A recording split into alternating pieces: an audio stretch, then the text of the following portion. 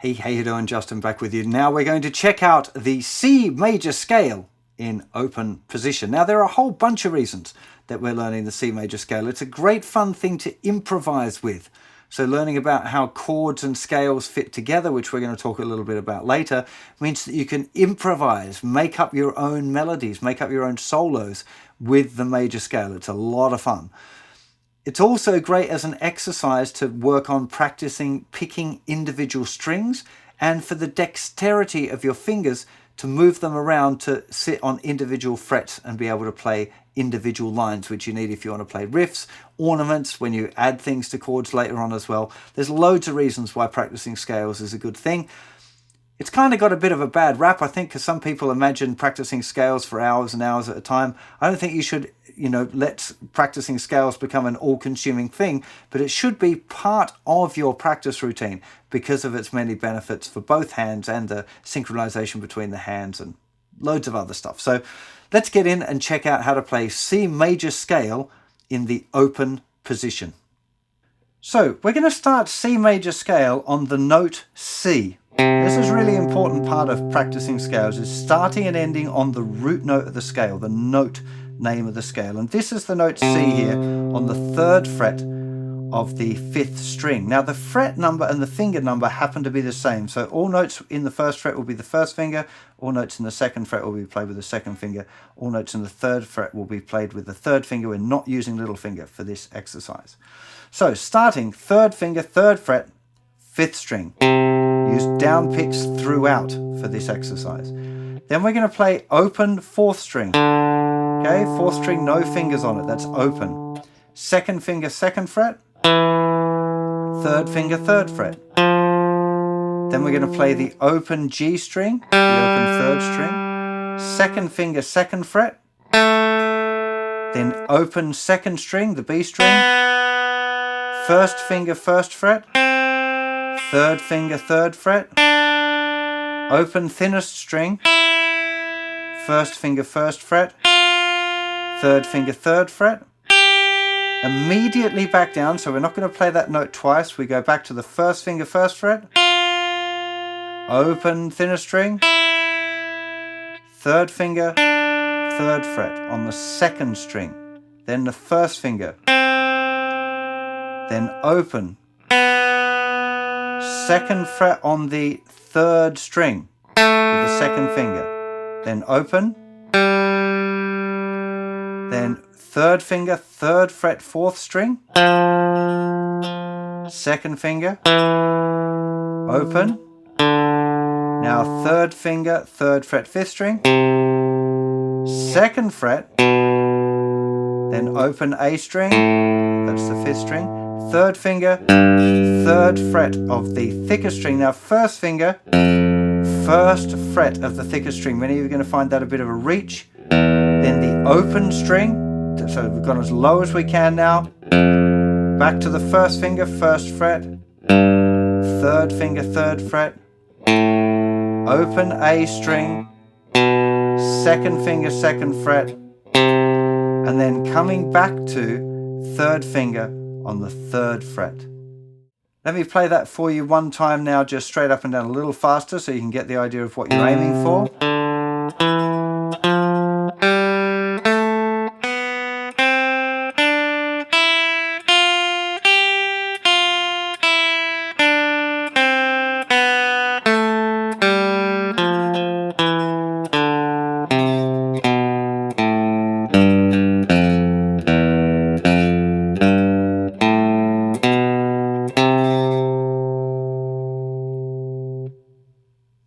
A couple of really important things about playing scales that I want to explain to you now. The first one is this idea that practice makes permanent, not perfect. Okay, I'm sure you've all heard practice makes perfect. It doesn't. Practice makes permanent, so practice perfectly. It's really, really important. When it comes to practicing scales, and especially the first few times that you learn them, you want to do them really, really slowly and try and get them right. Because if you build the code correctly in your brain, then you just say to your brain, hey, do that thing I was just doing, but do it faster. And if it's got clear messaging and it knows exactly what fingers are going to go where and how far they have to move, that kind of thing, it's relatively easy to speed things up and keep them accurate.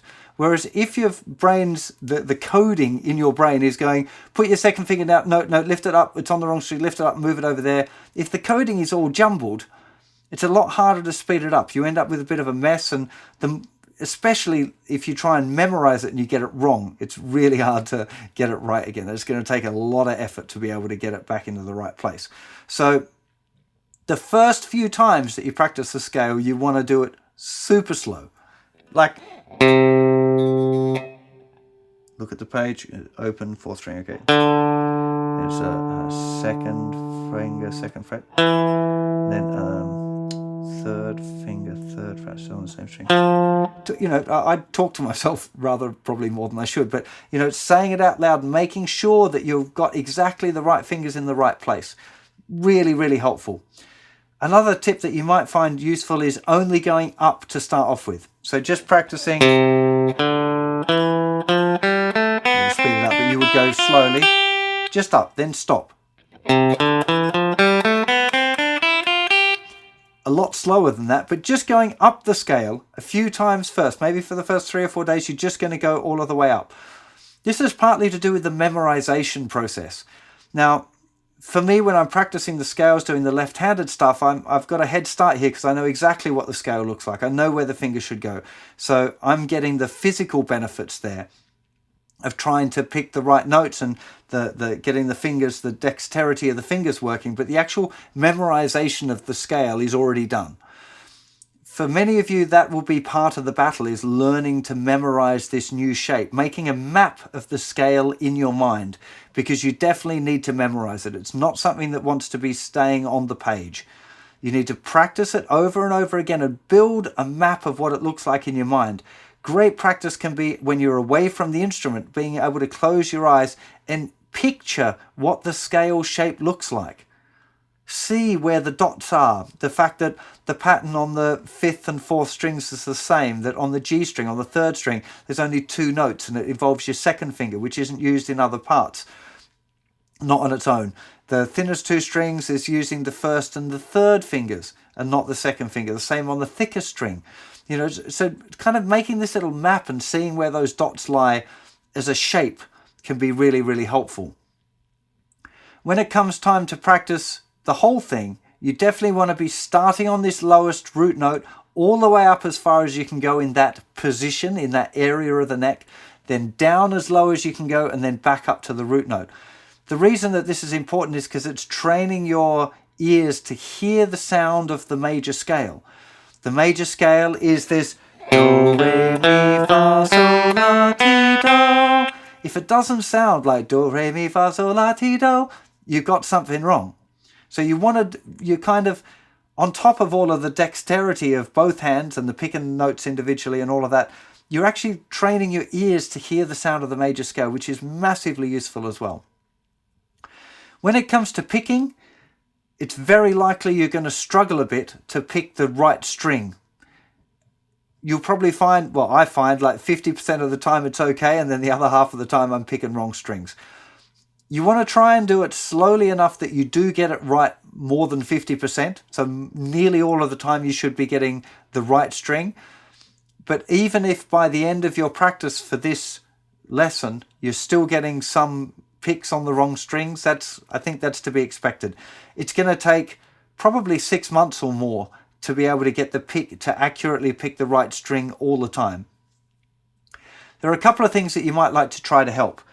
One of them is using an anchor, so using your little finger to actually rest on the fretboard while you pick the notes. Now, I find that a little bit cumbersome for me because my little finger is really short, so it makes lots of tension in my hand. It doesn't feel nice. But there's a lot of fantastic guitar pickers that do rest the little finger on the fretboard. I'm not sure it's the best approach because everyone's different and there are lots of different approaches to picking on the guitar, and it seems like lots of the best players do it slightly differently, so I'm reluctant to say that there is a right way or a wrong way. I used to say that you should definitely anchor, I call it an anchor the little finger there, and it is the way that I learned, that I spent most of my life using an anchor. I'm less certain now. As I get a bit older, I'm seeing more players play different ways, and I'm reluctant to say, yeah, you should definitely do it that way. But definitely give it a try and see if it works for you. When I'm learning left-handed, I'm not doing it. I'm having a go at trying to learn without it.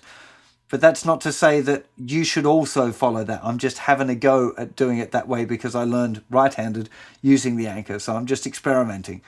You should give it a go or not. No, not or not. You should definitely give it a go and see if it works for you. And if it does work for you, stick with it. If it helps you pick more accurately, stick with it.